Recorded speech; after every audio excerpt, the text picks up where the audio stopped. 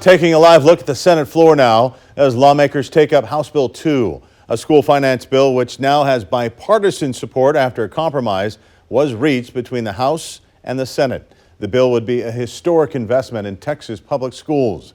CBS Austin's Andrew Freeman joins us live in the studio tonight with this Crisis in the Classroom report. And Andrew, what does this compromise look like?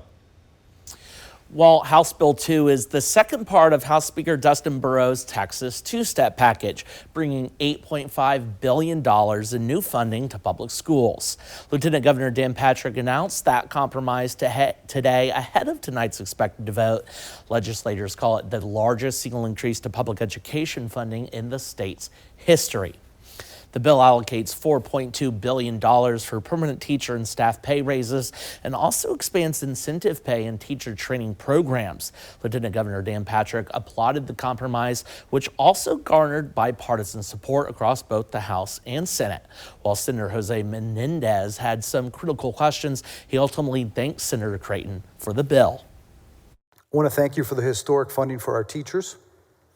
One of the things that is been very impressive, and it was really noticeable that you really did listen to many of our colleagues, was that new retention for the non-teachers, the bus drivers, the cafeteria workers. Now, the House initially wanted to increase the basic allotment by nearly $400 per student, and the Senate's version only increases it by $55 per student. That allotment hasn't seen an increase since 2019. However, the bill sets aside more than $1 billion to help districts with other costs associated with the allotment, such as insurance, utilities, and transportation. It also invests nearly $2 billion in special education and the funding of pre-K, early learning, and career education centers. This legislation, House Bill 2, delivers what Texas students and educators truly need and have been asking for. This is not just a funding bill. It's a long-term commitment to the future of public education. Finally, the compromise also includes $430 million for school safety.